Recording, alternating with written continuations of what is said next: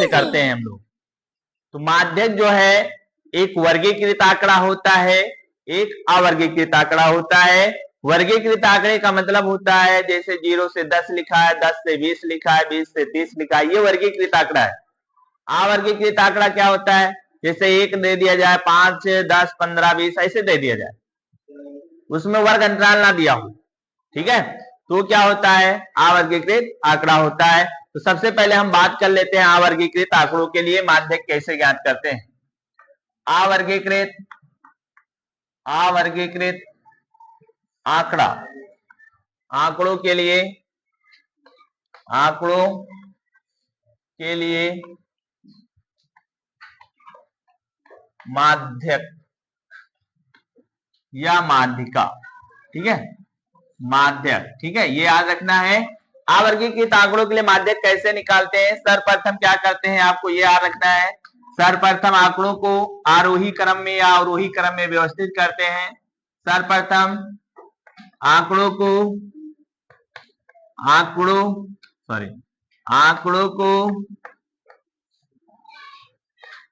आरोही या अवरोही क्रम में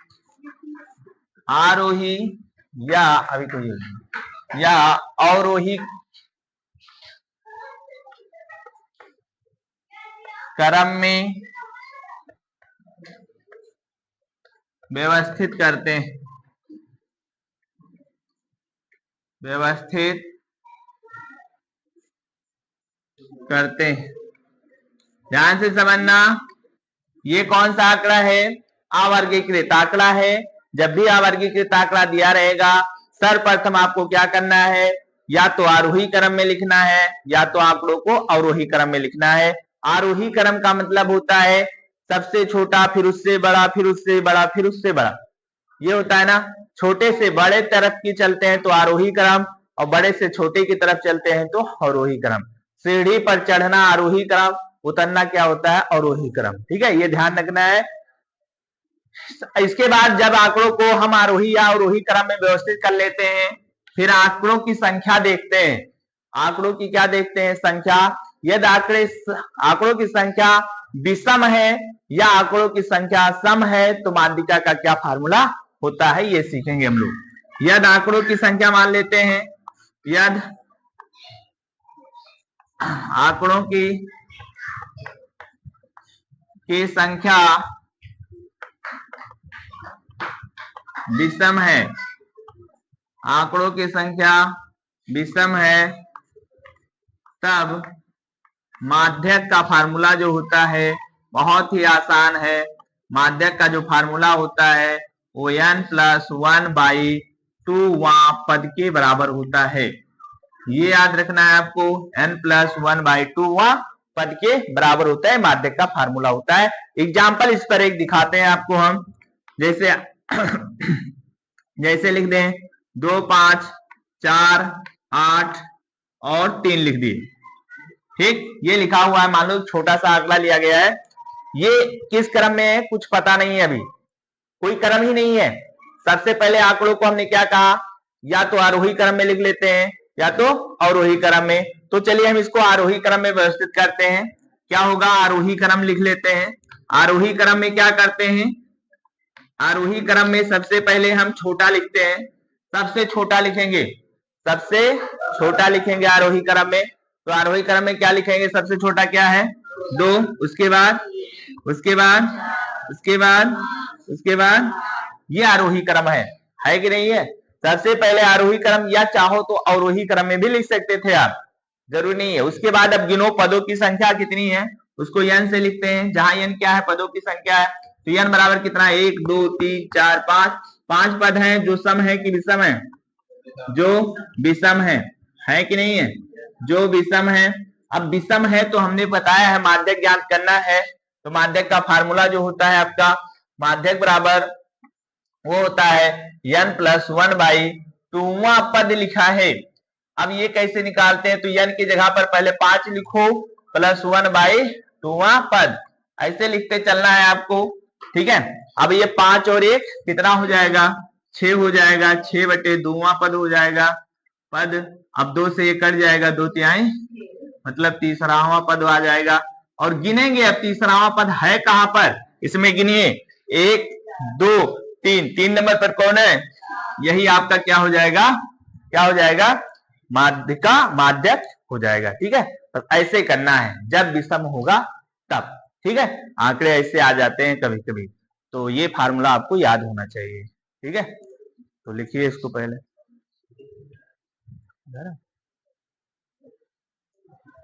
अभी कौन,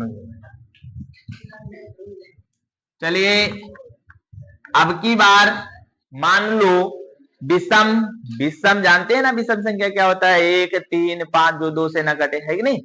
अब आ गया सम, सम मतलब जो 2 से कट जाए, सम संख्या मतलब 2 से कट जाए, यही तो होता है।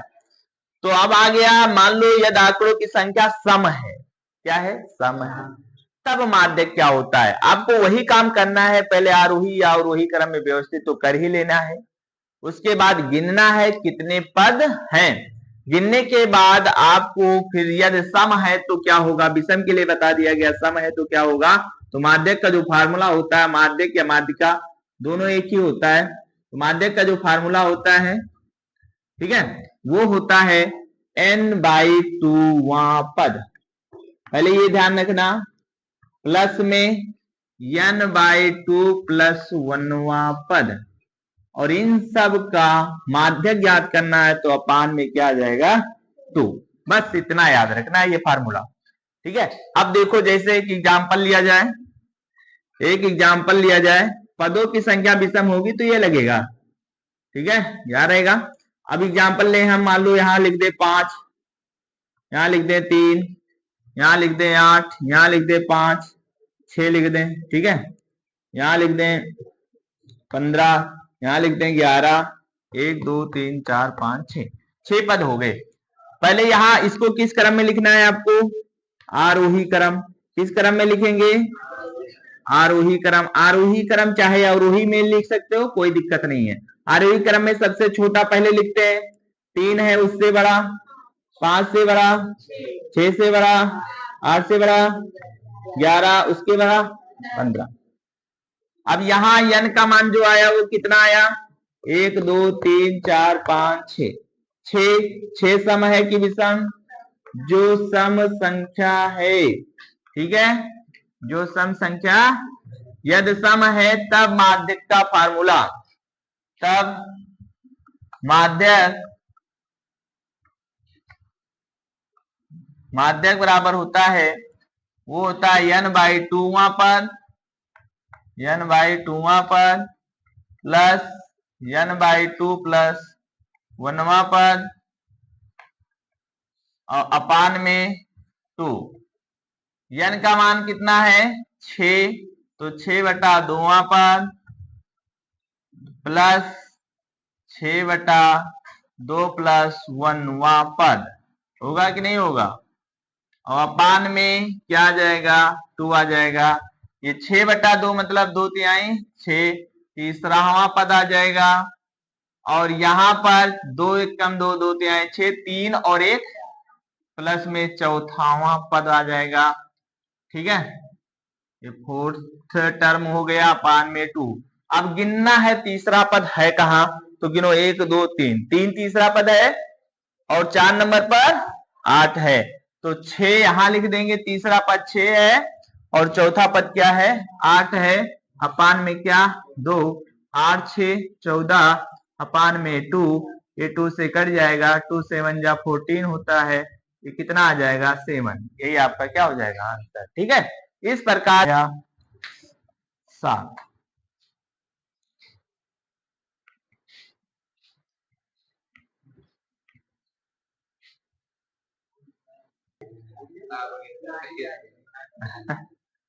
चलिए बात करेंगे अब, बंद करोगे बात करना। अब बात करते हैं वर्गीकृत आंकड़ों की। अभी तक क्या चला, अवर्गीकृत आंकड़ा, जिसके लिए हमने माध्यक निकालना सीखा, सम है विषम है तो क्या होता है। अब सीखने वाले हैं वर्गीकृत आंकड़ों के लिए माध्यक क्या होता है, फार्मूला क्या होता है। ठीक है, तो याद रखना इसका फार्मूला जो होता है, जब भी वर्गीकृत आंकड़ों की बात होगी, वर्गीकृत मतलब जैसे 4 से 5, 5 से 6, 6 से मतलब 4 ऐसे 1 से 9 ना, फिर 9 से 18 इस प्रकार लगातार 0 से 10, 10 से 20, 20 से 30, ये क्या वर्गीकृत आंकड़े हैं। इनके लिए माध्यक का फार्मूला जो होता है, माध्यक का फार्मूला, माध्यक बराबर होता है, याद रखना है आपको, यल प्लस n/2 माइनस CF, अपान में यफ होता है और इंटू में यच होता है। ये ध्यान रखना है आपको। यल क्या है, जहां यल है आपका निम्न सीमा, जो वर्ग अंतराल लिया जाएगा अभी बताते हैं, उसका निम्न सीमा हम लोग यल से लिखते हैं, या इसी का हम दूसरे भाषा में लिखें, माध्यक का एक और एनसीईआरटी में क्वेश्चन दिया है, एनसीईआरटी वाले में, L1 plus L2 minus L1 बटे F, ठीक है, और इनटू में होता है n/2 माइनस CF या कैपिटल F होता है। CF जानते हैं क्या है, CF जो होता है उसको संचयी बारंबारता कहते हैं। n क्या है, जो सिग्मा F होता है बारंबारताओं का योग होता है। L क्या है, निम्न सीमा है। यहाँ L1 L2 लिखा गया है, L1 L2 क्या है, L1 क्या है निम्न सीमा है, L2 क्या है उच्च सीमा है। उच्च सीमा जैसे 10 से 20 लिखा है तो 20 उच्च सीमा है, 10 क्या है निम्न सीमा है। तो निम्न सीमा और ये क्या है, ये निम्न सीमा, ये उच्च सीमा होता है।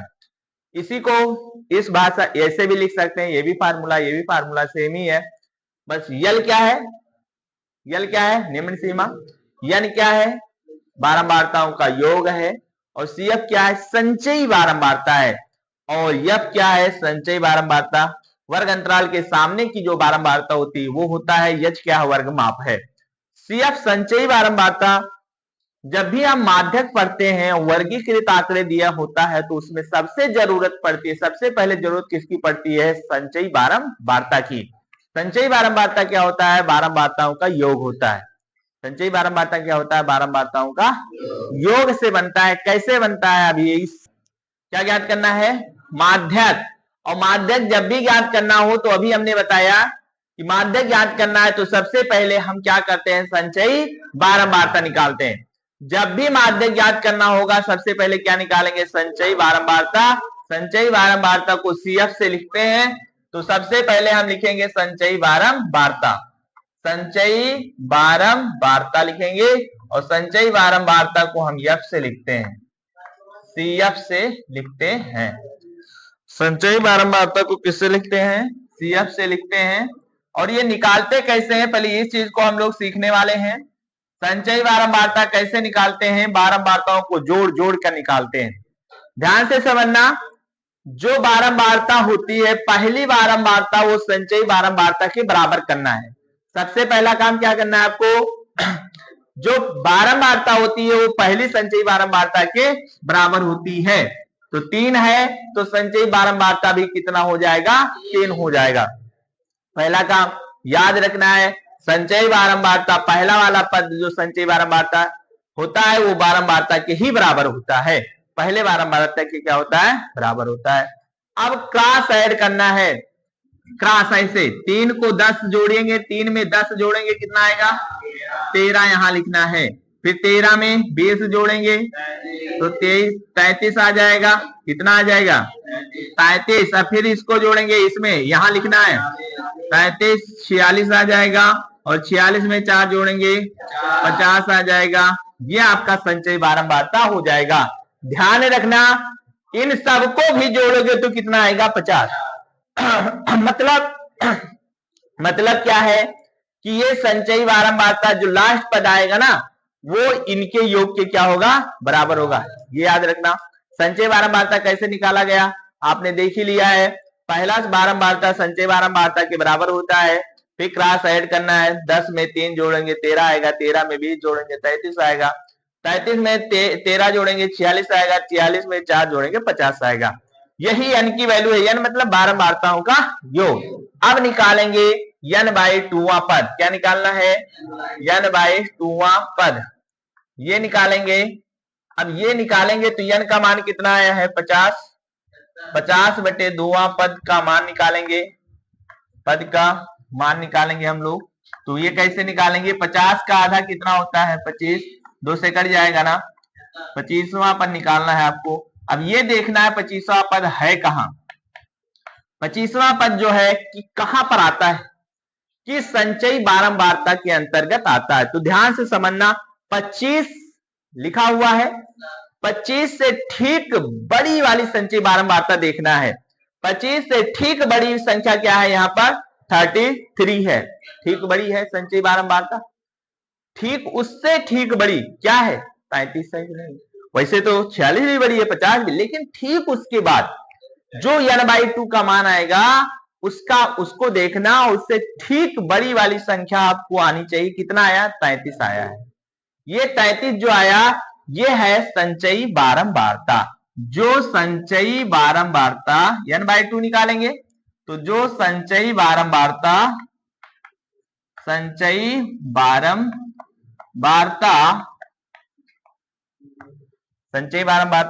33 के अंतर्गत आता है, अंतर्गत आता, यही लिखना है हर क्वेश्चन में आपको, अंतर्गत आता है।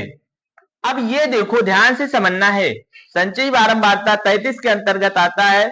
25 से ठीक बड़ी वाली हमने नंबर लिया, ठीक बड़ी 33 से 33 संचयी बारंबारता हो गई। अब इसके सामने की जो वैल्यू होगी बारंबारता कहलाएगी, यफ कहलाएगी, और इसके सामने की जो वर्ग अंतराल होगा ये वर्ग अंतराल हो जाएगा, और जस्ट इसके ऊपर का जो मान होगा उसको हम बोलते हैं सीएफ। क्या बोलते हैं, सीएफ, संचयी बारंबारता, ये वाला लेना है आपको। ये तो चेक बताता है 33 के अंतर्गत आता है 25, इसकी सिधाई पर आपको बारंबारता लेना है और इसके सिधाई पर वर्ग अंतराल लेना है, लेकिन इसके जस्ट ऊपर वाली छोटा वाला मान क्या लेना है आपको, सीएफ लेना है। मतलब लिखेंगे अंतर्गत आता है जिसका वर्ग अंतराल कितना है, जिसका वर्ग अंतराल